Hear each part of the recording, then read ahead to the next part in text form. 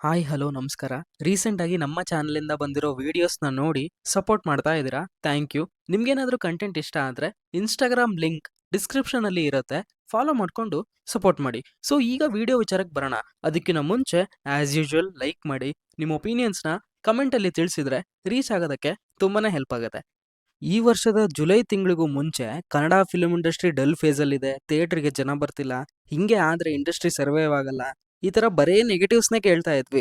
But ಎಲ್ಲ ಉಲ್ಟಾ ಆಗೋಯ್ತು. ಪ್ರಾಬ್ಲಮ್ ಇದ್ದಿದ್ದು ಆಡಿಯನ್ಸ್ ಹತ್ರ ಅಲ್ಲ.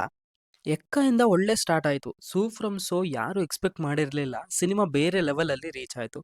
ಮಹಾವತಾರ್ ನರಸಿಂಹ ಕನ್ನಡ ಸಿನಿಮಾ, ಹೊಂಬಾಳೆ ಪ್ರೊಡಕ್ಷನ್ ಅವ್ರದ್ದು. ಅಫ್ಕೋರ್ಸ್ ಬೇರೆ ಲ್ಯಾಂಗ್ವೇಜಸ್ ಅಲ್ಲಿ ಕೂಡ ರಿಲೀಸ್ ಆಯ್ತು, ಸೈಲೆಂಟ್ ಆಗಿ ಬಂದು ಹಿಟ್ ಆಯ್ತು. ಅಕ್ಟೋಬರ್ ಅಲ್ಲಿ ಕಾಂತಾರ ಬಂತು. ಈ ಸಿನಿಮಾದ ಬಗ್ಗೆ ನಾವೇನ್ ಹೇಳೋದ್ ಬೇಡ, ನಿಮ್ಗೆ ಗೊತ್ತಿದೆ. ಈಗ ಆಲ್ರೆಡಿ ಇಂಡಸ್ಟ್ರಿ ತುಂಬಾ ಒಳ್ಳೆ ಪರಿಸ್ಥಿತಿಯಲ್ಲಿದೆ. ಬಟ್ ಸ್ಟಿಲ್ ನಮ್ಮ ಕನ್ನಡದ ಸ್ಟಾರ್ಗಳ ಸಿನಿಮಾ ಇನ್ನೂ ರಿಲೀಸೇ ಆಗಿಲ್ಲ. ನವೆಂಬರ್ ಅಲ್ಲಿ ಕೇಡಿ ಬರ್ಬೋದು ಅಂತ ಅನ್ಕೊಂಡಿದ್ವಿ. ಸೊ ಈಗ ಅದು ಕೂಡ ಪೋಸ್ಟ್ಪೋನ್ ಆಗಿದೆ. ಸಿನಿಮಾಗಳು ಕಂಟಿನ್ಯೂಸ್ ಆಗಿ ಇನ್ಮೇಲೆ ಬರ್ತಾ ಹೋಗುತ್ತೆ. ಡಿಸೆಂಬರ್ 12ಗೆ ಡೆವಿಲ್, ಡಿಸೆಂಬರ್ 25ಗೆ ಮಾರ್ಕ್, ಡಿಸೆಂಬರ್ 25ಗೆ 45, ನಂತರ ಜನವರಿ 23rd 2026ಗೆ ಲ್ಯಾಂಡ್ ಲಾರ್ಡ್, ಮಾರ್ಚ್ 19ಕ್ಕೆ ಟಾಕ್ಸಿಕ್ ರಿಲೀಸ್ ಇದೆ. ಈ ಗ್ಯಾಪ್ ಅಲ್ಲಿ ಕೇಡಿ ಸಿನಿಮಾ ಫೆಬ್ರವರಿಗೆ ಬರ್ಬೋದು ಅಂತ ಅನಿಸ್ತಾ ಇದೆ. ಕ್ಲಾಶ್ ಅನ್ನೋದು ರೈಟ್ ವರ್ಡ್ ಅಲ್ವೇ ಅಲ್ಲೇನೋ ಅಂತ ಅನಿಸ್ತಾ ಇದೆ. ಬಿಕಾಸ್ ಸಿನಿಮಾ ಚೆನ್ನಾಗಿದ್ರೆ ಜನ ನೋಡ್ತಾರೆ, ತೊಂದರೆ ಆಗಲ್ಲ. ಎಲ್ಲಿ ತೊಂದರೆ ಆಗತ್ತೆ ಅಂದ್ರೆ ಸಿಂಗಲ್ ಸ್ಕ್ರೀನ್ ಮಾತ್ರ ಇದ್ರೆ, ಅಂದ್ರೆ ಊರಲ್ಲಿ ಒಂದೇ ಥಿಯೇಟರ್ ಇದ್ರೆ ತೊಂದರೆ ಆಗತ್ತೆ. ಈ ವಿಚಾರದ ಬಗ್ಗೆ ತುಂಬಾ ಮಾತಾಡಿದೀವಿ, ನೋಡೋಣ ಏನಾಗತ್ತೆ ಅಂತ. ಇಂಥ ದೊಡ್ಡ ದೊಡ್ಡ ಸಿನಿಮಾ ರಿಲೀಸ್ ನಡುವೆ I will take brought movie as an example. C ಈ ತರ ಬಡ್ಜೆಟ್ ಅಲ್ಲಿ ಸಿನಿಮಾ ಬಂದು ಹಿಟ್ ಆದ್ರೆ ಇಂಡಸ್ಟ್ರಿಗೆ ತುಂಬಾ ಹೆಲ್ಪ್ ಆಗುತ್ತೆ. ಏಳುಮಲೆ ಸಿನಿಮಾ ಕೂಡ ತಕ್ಕ ಮಟ್ಟಿಗೆ ರೀಚ್ ಆಯ್ತು.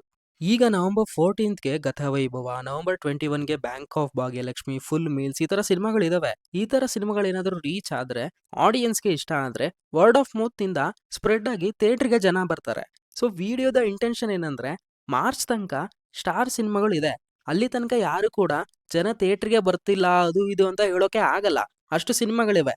ಅದರ ನಡುವೆ ಬರೋ ಸಿನಿಮಾಗಳನ್ನ ಕೂಡ ನೆಗ್ಲೆಕ್ಟ್ ಮಾಡೋದಕ್ಕೆ ಆಗಲ್ಲ. ಕಮ್ಮಿ ಹೈಪ್, ಕಮ್ಮಿ ಬಡ್ಜೆಟ್ ಅಂದ ತಕ್ಷಣ ಹಿಟ್ ಆಗಲ್ಲ, ರೀಚ್ ಆಗಲ್ಲ ಅಂತ ಹೇಳೋದಕ್ಕೆ ಆಗಲ್ಲ. KFI ಈಸ್ ಬ್ಯಾಕ್ ಅನ್ನೋ ಸೆಂಟೆನ್ಸ್ ತಮ್ನೆಲಲ್ಲಿ ಯಾಕಿದೆ ಅಂದ್ರೆ, not just because of star films, it is also because of films like Brat, Su From So, Elumale, Gatavaibhava, Bank of Bhagyalakshmi, ಈ ತರ ಸಿನಿಮಾಗಳು ಕೂಡ ಬರಬೇಕು. ಮಾರ್ಚ್ ಆದ್ಮೇಲೆ ಸಿಚುವೇಶನ್ ಯಾವ ತರ ಆಗುತ್ತೋ ಗೊತ್ತಿಲ್ಲ. IPL ಬರುತ್ತೆ, ಸುದೀಪ್ ಅವರ ನೆಕ್ಸ್ಟ್ ಸಿನಿಮಾ ಯಾವಾಗ ರಿಲೀಸ್ ಆಗುತ್ತೋ ಗೊತ್ತಿಲ್ಲ, ದರ್ಶನ್ ಅವರ ಸಿನಿಮಾ ಬಗ್ಗೆ ಕ್ಲಾರಿಟಿ ಇಲ್ಲ, ಯಶ್ ಅವರ ನೆಕ್ಸ್ಟ್ ಸಿನಿಮಾಗೆ ಎಷ್ಟು ಟೈಮ್ ಆಗುತ್ತೋ ಗೊತ್ತಿಲ್ಲ, ರಕ್ಷಿತ್ ಅವರ ಸಿನಿಮಾ ಬಗ್ಗೆ ಅಪ್ಡೇಟ್ ಇಲ್ಲ, ರಿಷಬ್ ಅವರ ನೆಕ್ಸ್ಟ್ ಸಿನಿಮಾ ಜೈ ಹನುಮಾನ್ಗೆ ಟೈಮ್ ಬೇಕಾಗತ್ತೆ.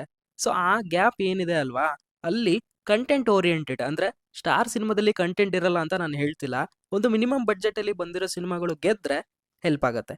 ಎಲ್ಲೂ ಗ್ರಾಫ್ ಡೌನ್ ಆಗ್ದಲೆ ಕಾನ್ಸ್ಟೆಂಟ್ ಆಗಿ ಹೋಗ್ತಾ ಇರ್ಲಿ ಅಂತ ಹೇಳ್ತಾ, ವಿಡಿಯೋದ ಕಂಟೆಂಟ್ ಇಷ್ಟ ಆದ್ರೆ ಸಬ್ಸ್ಕ್ರೈಬ್ ಮಾಡ್ಕೊಳ್ಳಿ, ಲೈಕ್ ಮಾಡಿ, ಶೇರ್ ಮಾಡಿ. ಮತ್ತೆ ಯೂನಿಕ್ ಕಾಂಟೆಂಟ್ ಜೊತೆ ಸಿಗ್ತೀವಿ. ಅಲ್ಲಿವರೆಗೂ filmy stuff by Nehal channel ಕಡೆಯಿಂದ ಬಾಯ್ ಬಾಯ್.